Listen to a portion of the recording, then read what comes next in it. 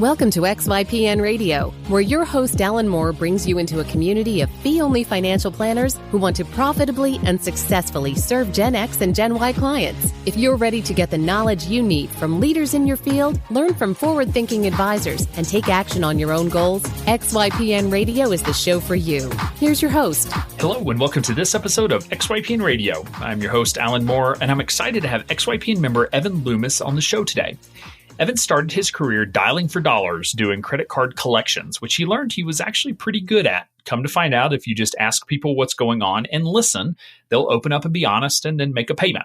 He actually credits his work in this area to his ability to sell financial planning services to clients now. He went on to become a financial advisor working at Bank of America Merrill Lynch and then at a fee-only RIA before ultimately launching his own firm.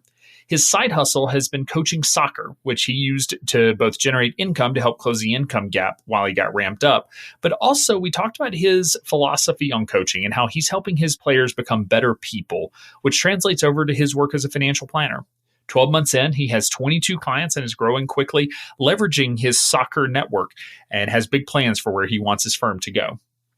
XYPN Radio listeners, you're invited to attend the event of the year, and even better, you're invited to get your pass at the best possible price. The can't-miss annual XYPN Live Conference returns to St. Louis in September 2019 with valuable content for new firm launchers and established firm owners alike.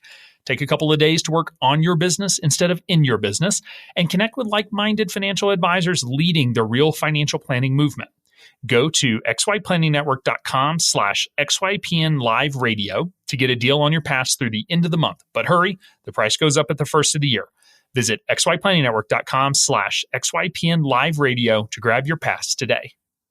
You can find any of the additional resources that we mentioned during the episode at xyplanningnetwork.com/182. Also, be sure to go to xyplanningnetwork.com/VIP to join our private group just for XYPN Radio listeners. It's the community of advisors we've all been looking for that's there to provide support when we need it the most. Best of all, it's free. I encourage you to check it out. Again, that's xyplanningnetwork.com/VIP. Without further ado, here's my interview with Evan.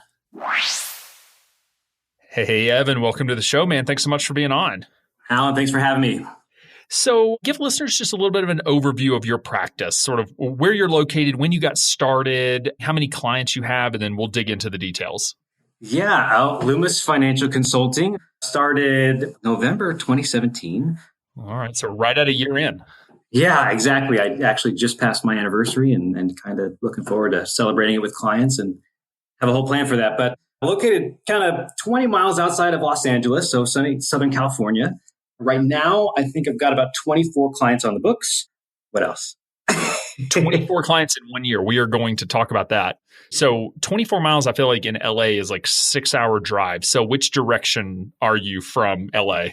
So I'm east, and it totally depends on the time of day. I can get into LA in 25 minutes or 2 hours. Just depends. I'll never forget, I flew into John Wayne Airport because I had a speaking engagement down in Orange County. So I flew into John Wayne and then ended up with a meeting with Steve Lokshin up in Beverly Hills. And I believe my meeting was at 4 p.m. That was the worst day of my life. Just driving from the south side of LA to the north side of LA in the middle of rush hour traffic. That was fantastic. The drive back at 11 o'clock at night took like 20 minutes, over 2 hours to get up there. So big city problems. So talk to me a little bit about your career path. Have you always been in financial services, or did you think this is what you wanted to do when you were in college thinking about careers? You know, I had kind of no idea what I wanted to do, and I just knew I wanted to make a lot of money. And then 2005 hit. And I think at the time, 2005, I just turned 22. I ended up getting married, having a kid, dropping out of college, starting work full time, and started coaching at a collegiate level. And so that sort of was my initial introduction into the financial services industry, which was back at Bank of America doing credit card collections in a call center. So at that point, I definitely didn't think I would end up a financial planner one day. Yeah, and that is a tough road to getting rich, I'll say. So unless you get a percentage of debt collection, I don't know how that works. Yeah, you know what? Credit card collections is just sales training 101, because if you can get somebody in 3 minutes or less to go from cussing you out to opening up their wallet and making a minimum payment on their card, you win. And it was just this incredible game and actually incredible learning experience. That's really interesting. I remember when I was in high school, I read Robert Kiyosaki's Rich Dad, Poor Dad book. And one of the So a lot of people believe he's a quack, and I can't necessarily disagree with some of the assessment. But one of the things that he talks about in there was he was terrible at sales. So he went and I think he sold printers or vacuum cleaners or something like that. And he just went door to door and learned how to sell. And it's a great point that it's extremely valuable skill set that we think of like, okay, I'm going to go through sales training, which is awesome if you're trying to shortcut the process. But that experience can be invaluable when your job is sales, and quite honestly, you get a lot of at bats to learn how to do it. That was we were on an auto dialer, so you're taking 60 to 100 phone calls a day, and yeah, it's just go time. Wow! So as soon as you hang up, does it auto dial and like you're just picking up the phone? Oh yeah, the next one pops right into the queue. All you get about a 3-second delay on their name and their kind of overall delinquency, and then it's just go. And really what I learned isn't just how to kind of manipulate somebody into making that payment. It was really, how can I ask a great question and then just listen? And most importantly, people just wanted to be heard. Everybody had a story. Everybody had a situation they were in. They just wanted to know that there was somebody that was willing to listen. And then they were totally willing to make some kind of arrangement. Yeah, there are very few people in this world that are just like excited to not make their payments on debt. You know, I mean, they're in that situation for a reason, and it's usually not because they're trying to screw over the credit card company. Oh yeah. So you mentioned that you were coaching. What sport? I've been a soccer coach. So I grew up playing soccer. I played collegiately up at San Francisco State, and then just jumped right into coaching when I stopped playing. So I've been doing that probably around since 2004 at the high school and collegiate age group. Okay. Is that something you continue to do? I'm still doing it up to now. I've kind of transitioned to just coaching high school boys and really sort of using soccer as an incredible tool to teach life and the skill self-motivation, which has been awesome. So I've been on all sorts of adventures and traveling the world the last couple of years with a group of boys, and it's been a blast. So what do you mean by being able to use soccer to teach life? Well, I've looked at soccer as a game that mirrors life in a kind of really unique way. It's continuous. You're constantly making decisions and then dealing with the consequences of those decisions, whether positive or negative. And then you've got a set amount of time to make the impact that you can, that you have to rely on others to get things done. And ultimately, success isn't necessarily a win or a loss. It's really the way that you play the game. And so my goal through this game was to teach this idea of being intrinsically motivated, that regardless of performance or circumstance, that you would operate from a place of success yourself. And over time, that would inevitably become your reality. So how did you not just end up becoming a motivational speaker and life coach? Because I feel like that's an awesome framing for being able to, be able to leverage something like soccer and be able to teach a broader message while still, it's still teaching the important tenets of soccer, but be able to make that apply to life in general. That's awesome. It is a blast. And now I get to do it with people and their finances, which I absolutely love. I cannot believe that we get paid to do this work that we do. So very exciting. So you started out handling the credit cards, but you spent, it looks like about 8 years there. So I can't imagine you were on the auto dialer for 8 years. So what was your path through sort of Bank of America? Oh, I lasted about 6 months doing that. Unfortunately, I did well in it. And so I got moved into sort of a high net worth customer service group. I'm still on the call center side and actually still in the same building. And did that for 9 months. But that was really where I learned service training. The bank did an incredible job spending 6 weeks really teaching us how to provide a level of service befitting a high net worth client that they deemed, appropriate for that level of service. And it was a blast. So we got to learn, it was like 23 different bank systems. You learn the importance of saying people's names 3 times during a phone call, how to acknowledge their request, how to turn around and answer that request, typically they love this kind of 3 minutes or less, to where you can resolve any kind of scenario in a professional way and really leave that client or bank representative with a really great experience. You were the front line, you were the service side, and you really get to make that impact. And so when people think of Bank of America, or at least those clients, they remember you. So yeah, it sounds like awesome training. I'm always jealous of the training programs these companies can pull together, and yet it doesn't necessarily translate into team member retention or, I guess overall culture, but it is amazing some of the programs that they've been able to design and just the value of that type of training. It has been awesome. And so I did that for 9 months and then had an opportunity to jump over to the investment side. I told you back in 2005, I dropped out of school. And so I didn't have a degree. So I had to take one of those entrance exams to see if I'd be a good candidate to pass the Series 7. Well, it turns out I did really well. I got an opportunity to become a sales assistant, which is I basically supported a group of financial advisors or brokers there at the office. And then did that for about 3 years. So I got my Series 7, got my 66. I ended up a year later getting my Series 24, which is a manager license in case I ever wanted to go into that world of managing an office one day. But I loved it. I got to see how so many different types of advisors interacted with their clients, their service models, how they developed and built their investment platforms, the types of services that they were providing, the types of products that they were selling. It was just a really great introduction to wealth management overall. And I got to do it. So I started there in 2007 and I got to experience 2008 as an assistant. So when all the advisors were hiding under their desks, clients were in calling me. And I was the one taking that phone call. And it was my job to pick up that phone, let them know that the advisor was in a very important meeting at the time, but that I could, support them or handle their requests. And really just, again, got to listen to people's stories. And I became fascinated with people's stories, especially in the midst of some kind of chaotic event in their life or what they, believed was a traumatic moment. And to really just inject some hope and some encouragement in that space. And I saw the value of that in that role. And then from there, after about 3-4 years of doing that, jumped into an advisor training program and became a Merrill Lynch financial advisor. No college degree, but here I was, 2010, 2011, in an advisor role now with this kind of incredible history of experience on the service side of understanding how to provide that high net worth quality level of service to a group of clientele. And I knew the lingo and I had been around the investment world now long enough to know the types of products that I was providing and the service that needed to be done. And what was really interesting, and I will never forget this, was that in that world, we were told clients didn't really care if you made them money.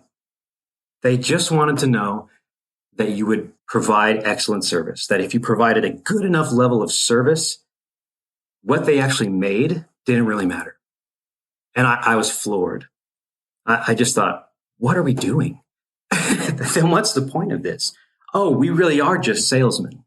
We really aren't working on planning and their futures and really stewarding their resources for their best interest. I mean, we're definitely not operating as a fiduciary at that stage. And so sort of the beginning of the end for me, I think from that moment was really, okay, I'm not so certain that my value system is going to align with this plan. And then 2013 came and ultimately I was let go and then started working for my first fee-only firm.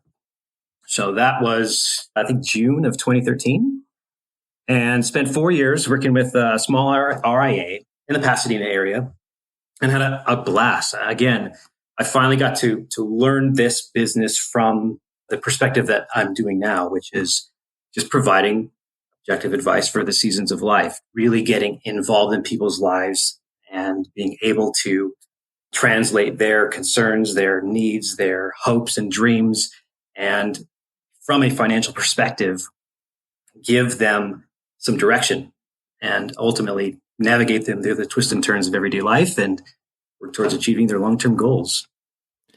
So talk to me about the transition from Bank of America Merrill Lynch to fee-only RIA that's really small, because I'm sure there are a lot of listeners that are in the big company currently and either are terrified of going to small company or possibly hold it maybe up on a pedestal of what small company has. So how was that transition going from big firm to small firm for you? Scary. And I've learned to replace scary with a grand adventure. And that really what this is all about. Yeah, there are phenomenal things in the corporate world, things like great group healthcare benefits and retirement plans and resources and marketing budgets, you name it. But there are also things like regulatory issues and tons of red tape And so the idea of say, hey, let's, put out a social media post. Oh, that's a big no-no and needs 4 levels of compliance to get through in order to get your message out. So there was incredible freedom on the small RIA side. But with that came, there wasn't all those extra resources, all the things you were used to having. Shoot, even the fancy wholesaler lunches were gone, and it was just... Don't you miss those? Yeah, well, my waistline doesn't miss them. Oh man, I remember those from just interning at Smith Barney office of just like I think it was Tuesday, like every Tuesday was, go get free lunch. And I remember we got chastised one time and they're like, if you come in for the lunch, you have to actually stay for the presentation. And we're like, why? No one here cares. But if you eat their lunch, you have to hang out and listen to it. Yeah, true story. Well, I learned this from the call center days and our Donut Fridays was that if the firm or the company brought in, some food to make you happy, it was really just to kind of pacify you from all the things that maybe weren't going so great. But look, it's Donut Friday, so here you go and go get back to work. Yeah, I read a recent research study recently that I think it was 1,300 calories a day are consumed at work on like donuts and pastries and random stuff. 1,300. It's just insane. And so I was threatening to make a no unhealthy food in the office rule, which a couple of people balked at and then have since come around after they gorged themselves on Halloween candy. So the big firm problems, I guess. Oh, very true.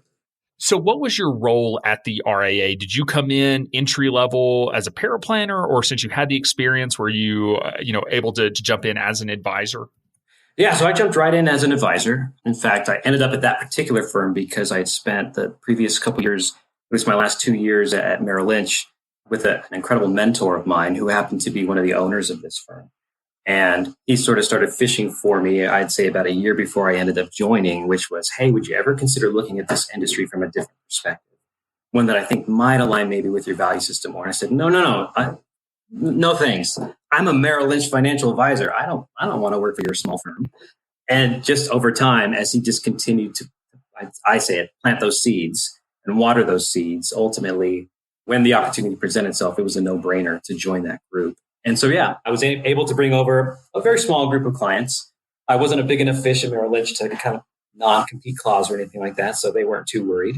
And it was really my first experience with, hey, I think I'm going to bring over all these clients. I had this great relationship with them, only to find out, yeah, maybe that's not the case. And turns out when you leave a firm, that other firm works really hard to retain those clients.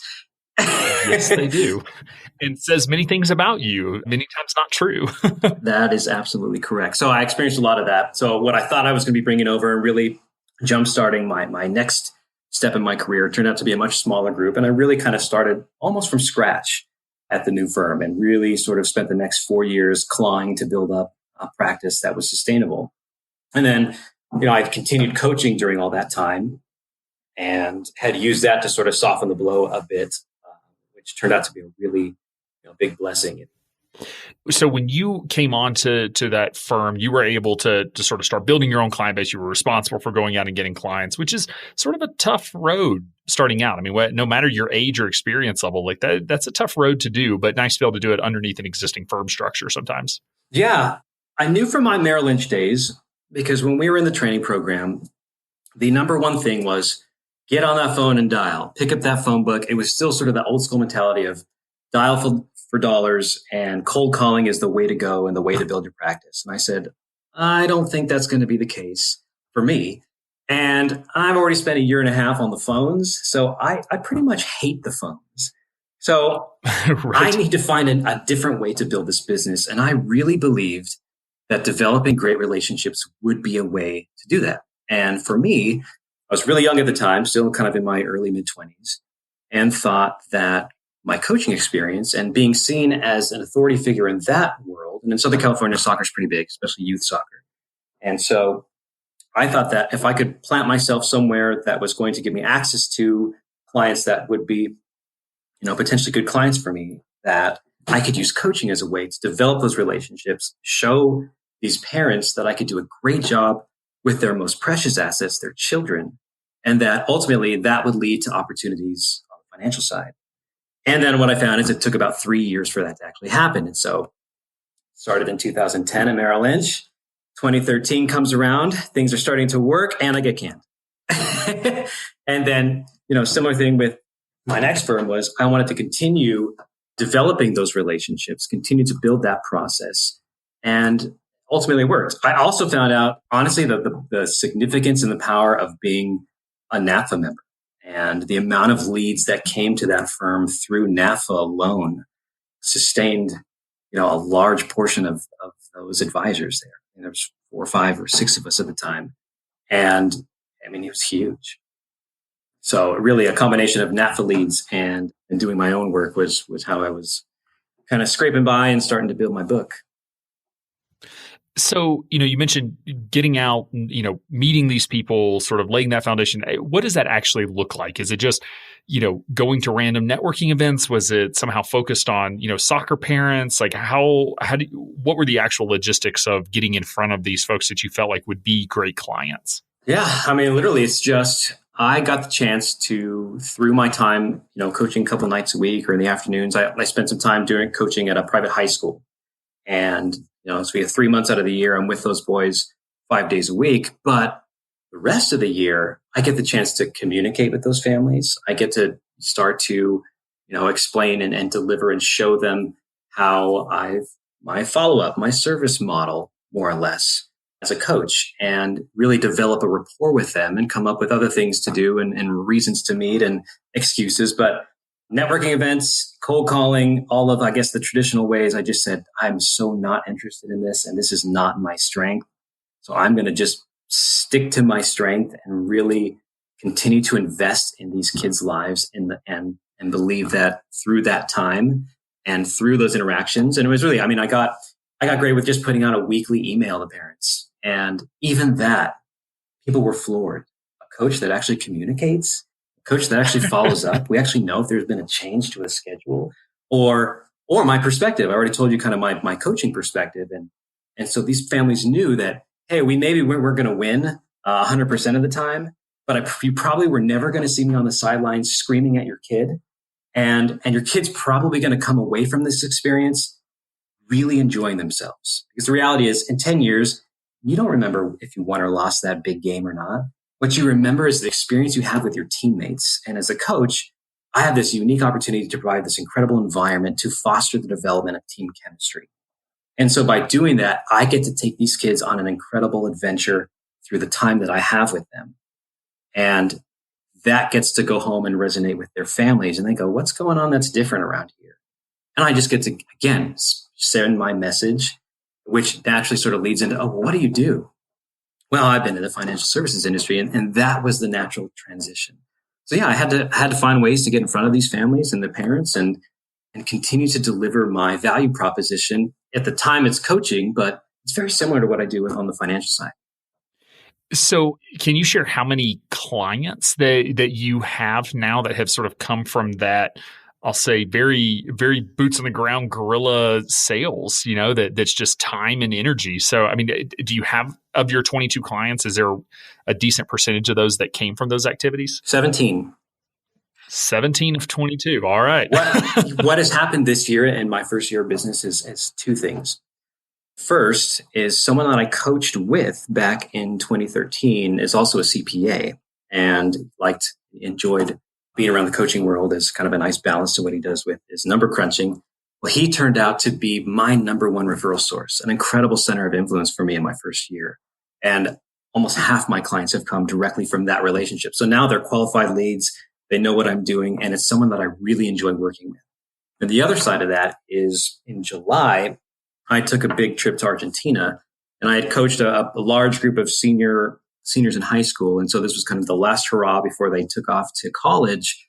And it was a natural transition point for me to reach back to these families and say, now that your son is off to college and you've seen the job that we've done with them over the years, I'd love to continue this relationship and would love to talk about the financial side of things, which yielded a ton of clients, starting August, September.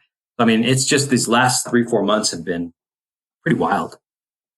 That's amazing. Getting CPAs to refer clients is like the great mystery of personal finance, I feel like, because everyone knows that, CPAs are sitting there with just a gold mine of potential clients that need our service and would get huge value from our service. Getting a CPA to refer, though, is really challenging. And I don't know if that's because they don't understand what we do or don't trust it or are afraid we will, undercut them and not need their services anymore. But it sounds like you were really able to, get those referrals by building a relationship outside of, hey, send me referrals. It was, more of a, I'll say, natural interaction and personality and that sort of thing that then led to the referrals.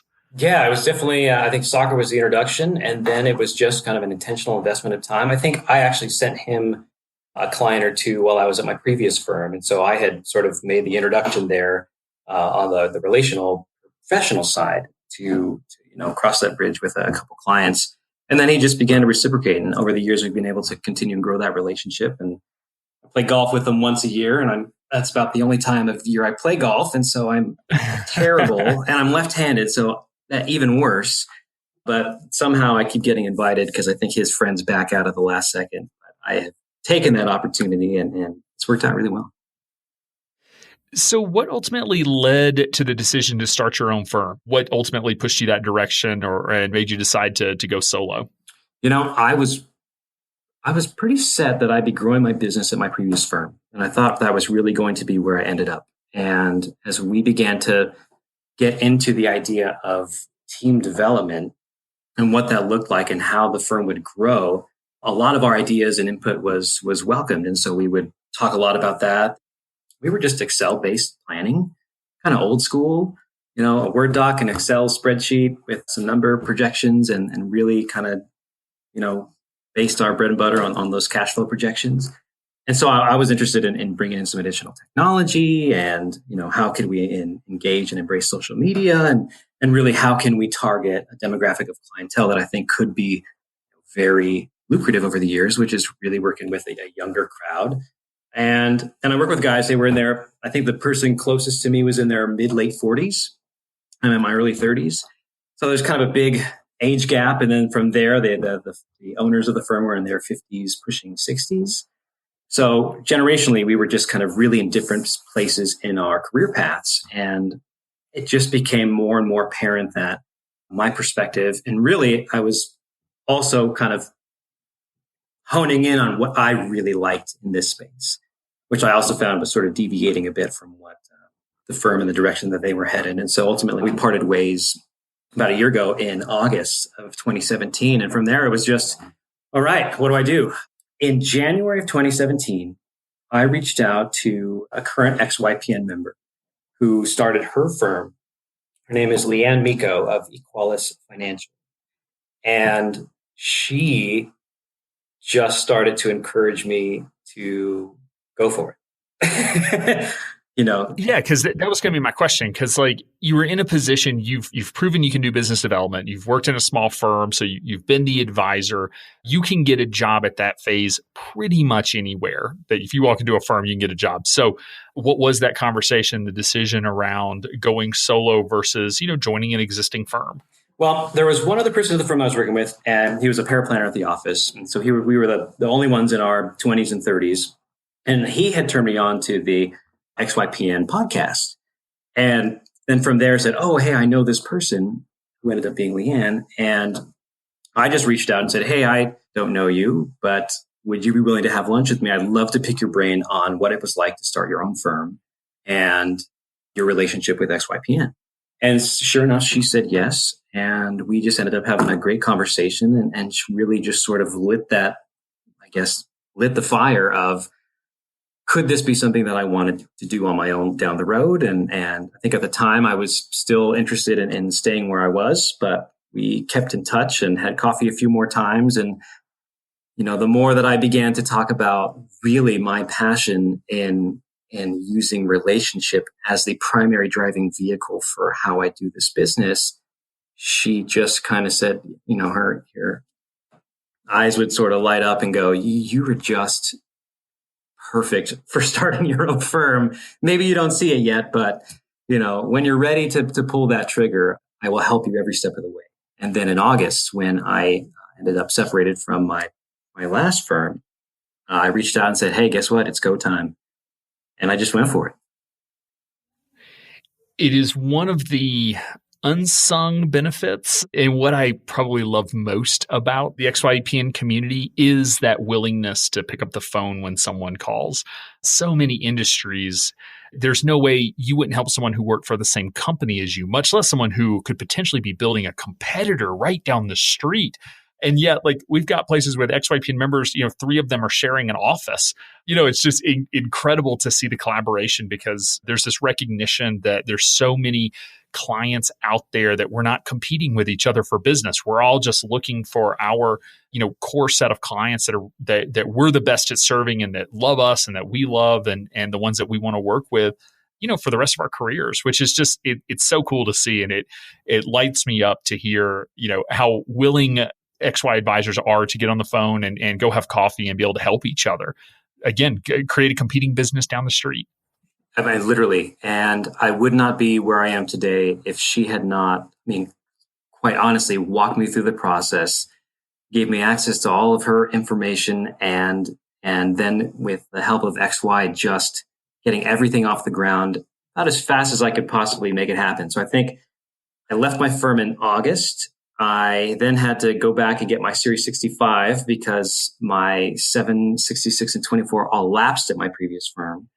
So I had to do that. I think I took 2 or 3 weeks to do that. I jumped into my CFP coursework. I started all my registration, got all my forms and documents ready to go, and filed for registration. And then I think November 15th of that time frame was when I was actually approved by the state to open the doors. So it's a pretty quick turnaround. So you mentioned earlier being married. What does your spouse do? She's also in the banking world. And what's funny is right when I launched my firm, she got this great promotion. And she's now in the commercial banking world, still with Bank of America, and doing well, growing her career. But the interesting thing was I was ready to launch and she went full time, which means, guess what? I get to take on a little more at home. We have 3 kids, which meant I'm taking kids to school, picking kids up from school, doing the soccer practice thing. And, while starting a firm, growing a firm, doing all that. So it's been fun. Was that a conversation on, she's saying, hey, I get this promotion, but as part of this, you have to take on this responsibility, or did it just sort of happen naturally that it all just worked out? Yeah, it just worked out. I mean, I'm sure there were lots of interesting conversations, but ultimately we both come from families that own small businesses. And we've known what it's like, the good and the bad of entrepreneurial life and how it has affected family life. And we just knew that that's not something that we wanted to see happen. And we did the work. I mean, I think I mentioned in 2005, I got married, had a kid, dropped out of school, started work. And it was ready, set, go to life. And so I think we were 22 and 20 and just had to grow up real fast and figure out how to make it work. And so it's been, the school of hard knocks, but we have 13, 14 years later, still married, 3 kids, growing careers. We figured out how to make it happen.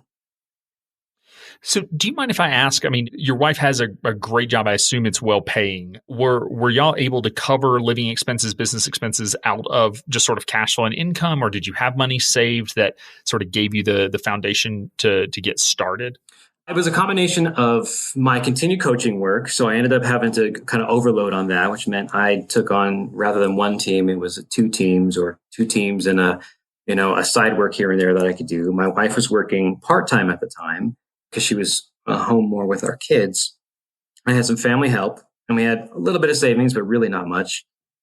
So a lot of it was just a combination of scrambling as much as we could and then family coming in to support sort of the difference of that. But it was never, here's a blank check, here you go. It was, okay, you're going to work for this, but we're not going to see you without a roof over your head.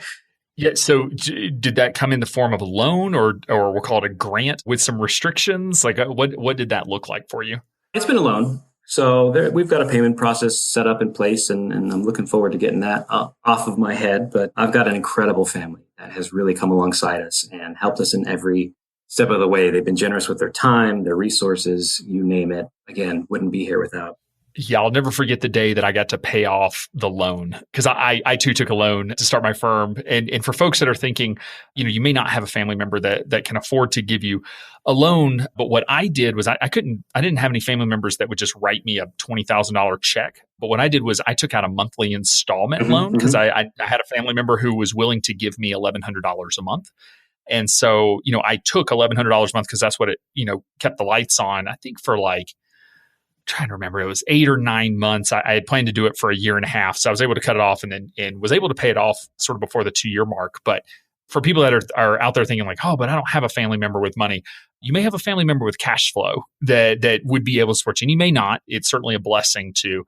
However, you can get creative and possibly be able to figure out a way to, just to be able to close the gaps. But it sounds like in addition to that, you were also working your tail off. Your wife was working her tail off, and there was a lot of restructuring in order to make it work financially. So, oh yeah, that's an understatement. So talk to me about the opening process and bringing clients over. Were you able to bring clients from your previous firm with you whenever you got started, or were you starting over from scratch again? I ended up bringing over some clients, and it has worked out. And so really I got started with, I think about 8. Ultimately throughout the year, ended up being 10 clients from my previous firm joined me. And that was really kind of that was the big jumpstart. Once they were able to come on board January 1st, do a billing for the investments, and that kind of got things off the ground and allowed me a little bit of time to focus on all the other facets of getting a business off the ground look like. And really, it's just, there's so many different hats to wear. That's true. So 2018 was just start a lot of stuff and then survive. That's what it felt like. So you mentioned investments. So what is your current fee structure, and has it evolved at all since you got started? Well, I think it will continue to evolve. I sort of mirrored it off of what I was doing previously. We billed hourly $200 an hour sort of project-based fees. That is traditional 1% AUM. And that was the basis of what I used starting my firm. So it's still off of a $200 an hour perspective. But the average fee right now is about $2,400 to $3,600 for an annual retainer. And I charge a portion up front, typically about $1,200 up front. And then on the AUM side, still it starts at about 1% and then it graduates down depending on the asset size. Okay. So what is your current AUM with the 20, you said 22 clients? Yep. Sitting right about 4.5 million. That was my goal for the year. And I think I'll just pass that threshold by the end of this year, which is beyond my expectations. So that's pretty exciting. Congratulations. It's always huge to actually be able to hit the numbers that we set out for early on. Well, come June, July, I was starting to worry a little bit. Yeah. Yes. So, you got started, you had those 8 clients, you said 10 ultimately ended up making the transition over. So you've been able to add, 12 clients in a year, which is a pretty impressive growth rate. So, and it sounds like the majority of those are coming from some of those previous relationships that you had. And where else are you seeing success from a marketing and sales standpoint in terms of getting those clients in the door? Gosh, it has really just been 100% referral. I mean, that has been the name of the game for me. I'm lucky enough to come. I still live in the same area I grew up in, although albeit a few miles east from there. But to have 40 plus years of family history here, and the Pasadena community is interesting. It is. There's just a lot of generational family connection, and my parents have been part of a church community for many years, and that has led to some relationships that have come across my way, as well as just working with the CPA and the soccer community. I mean, it really has just been, people know what I do. I've been around long enough, and I've really tried to hone in my message and allow that to bring the right people. And it really has worked out. So I didn't necessarily focus on a particular group or type or niche. I really just wanted to understand it and refine my perspective on finance and see who it resonated with. And what is sort of the commonality? I mean, they had kids playing soccer. Is there another sort of more personality or job type or something that you see in terms of commonality, or is it really just sort of personality driven? Yeah, this is what's most interesting. So when I launched, I thought, I'm going to work with young professionals, growing families, and some family-owned small businesses. That was, the classic full spectrum. I had the Merrill Lynch world, the previous customer service. I have always just been fascinated with people's stories. And so I really enjoy my perspective of seeing a lot of different people come across the table. But what I wanted to do is, rather than just see as many people I could grab, I really wanted to start working with the idea of relational finance, because I got two big beliefs. One, everyone has a unique experience with money from our upbringing, the way our parents handled money, and then as they became adults and professionals, the decisions they made with money. And that two, the relationships in our lives influence the way we make financial decisions. And only by understanding those two dynamics can you provide guidance and service and advice that people can actually take. You've got to learn to speak their relational financial language.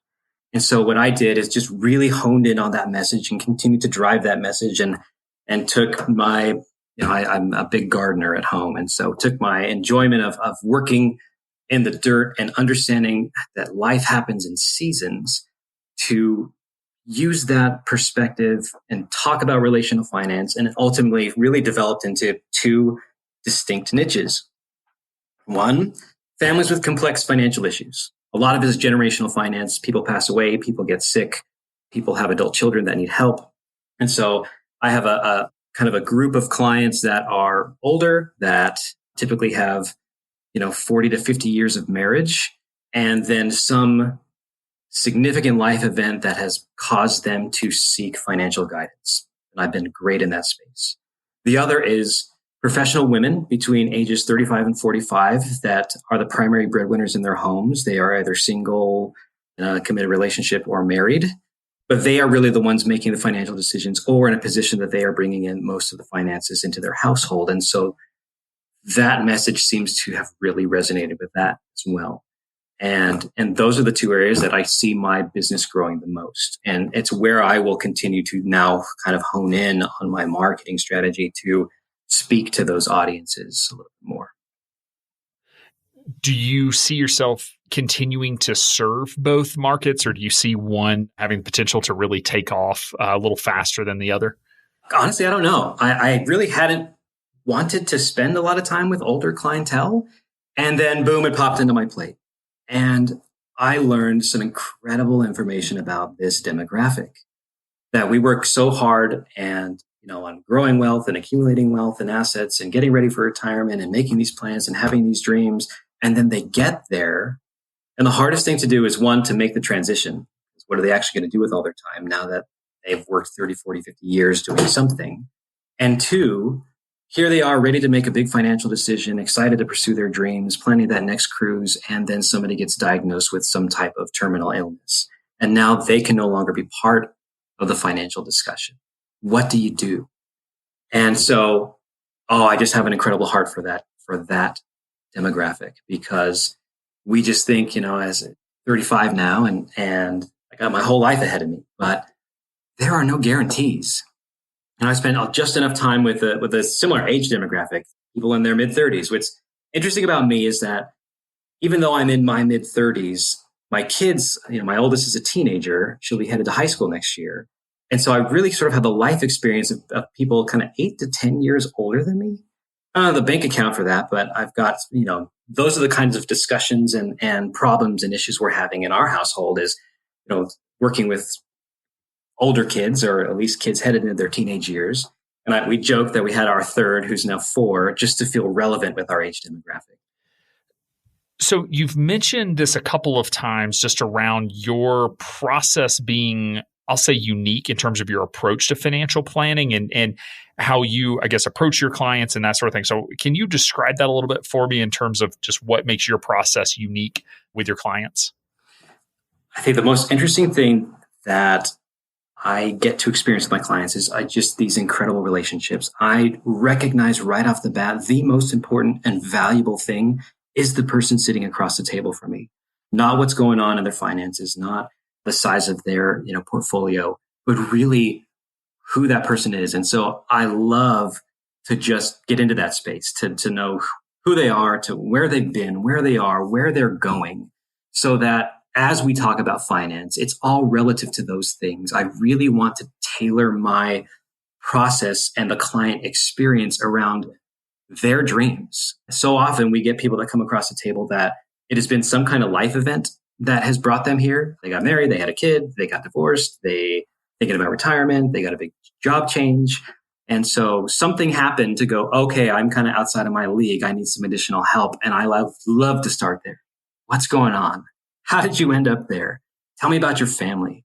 What are your hopes and dreams? And what are your biggest fears? That financial conversation is such a personal conversation. Finance is that one piece that nobody likes talking about.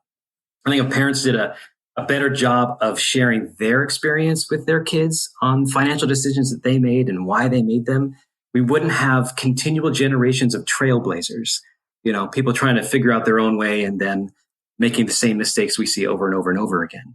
And so I love that relational aspect to what we do. And the position I have, this unique window to speak, again, to inject that hope and encouragement and to journey with people through seasons of their lives and just be kind of that backstop of, you know what, a lot's going to happen.